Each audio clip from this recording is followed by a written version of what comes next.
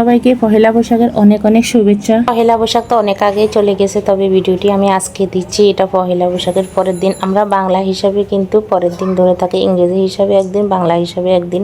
তো ইংরেজি হিসেবের দিন আমরা নিরামিষ খেয়ে থাকি। সবজি বলতে আমরা নোয়াখালী অঞ্চলে বলে আবার পাঁচন, তো এমনিতে সবাই বলবে আবার সবজি।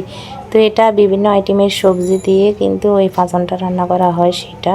আর টক, আবার তিতা জাতীয় জিনিসও খাওয়া হয়, গায়ে হলুদ মাখা হয়। এই যে বিভিন্ন রকমের এক একজনের এক এক নিয়ম আছে পহেলা বৈশাখ ইংরেজি নিয়মের দিন। আর পরের দিন এক মাস প্রথম, সেদিন কি নিয়ম কিছুই নেই, কিন্তু সবাই আনন্দ করে পান্তা ভাত খেয়ে থাকে ইলিশ মাছ দিয়ে, বা আবার মাংস টাংসও খেয়ে থাকে। তো সকালবেলা একটু পান্তা ছিল, বেশি ছিল না, সেটা দিয়ে ইলিশ মাছ একটা ভাজি করলাম।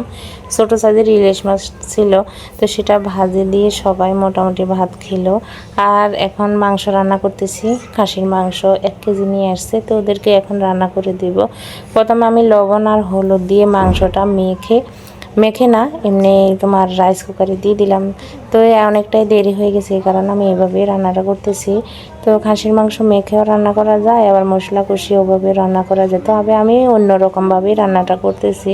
প্রথমে আমি লবণ আর হলুদ দিয়ে মাংসটা ঢাকনা দিয়ে রেখে দিলাম রাইস কুকারে। এখানে আলাদা আবার পেঁয়াজ আর মশলা দিয়ে করতেছি, কষিয়ে নিচ্ছি। আবার শিল্পটাও বেটে নিলাম, রসুন আর আদা। তো এই যে মশলা যেটা কষিয়ে নিলাম সেটাও আবার রাইস কুকারে দিয়ে দিচ্ছি।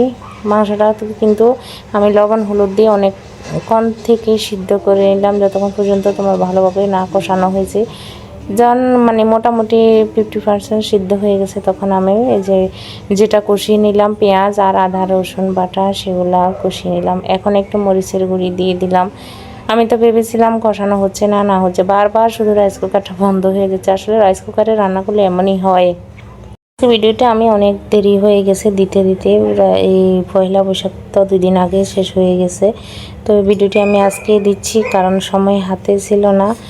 আর এখন কি মনও চায় না যে একটা ভিডিও দেই, কারণ এই যে ভিডিও ভিউ আসে না আর কমেন্টও করতেছে না, এই কারণে আগ্রহ কমে গেছে। তো আমার জন্য একটু লোটে মাছ রান্না করতেছি। এখানে প্রথমে পেঁয়াজ দিলাম, তারপর আদা রসুন বাটা দিয়ে কষিয়ে মাছগুলো দিয়ে দিলাম। এটা এত নরম মাছ কি বলবো। তো আস্তে একটা রসুনও দিয়ে দিলাম, আর একটু ফুটানো গরম জল দিলাম। মাংসটা হয়ে গেছে, আমি গরম মশলা দিয়ে নামিয়ে নেব। তো লাস্টে একটু মিক্স করে এখন রাইস কুকারটা আমি অফ করে দিব। এদিকে আমার লোটে মাছের বোনা হয়ে গেছে। তো বন্ধুরা, ভিডিওটি এ পর্যন্ত ভালো লাগলে একটু শেয়ার করে দেবে। সবাইকে অসংখ্য ধন্যবাদ। বাই সবাইকে, টাটা।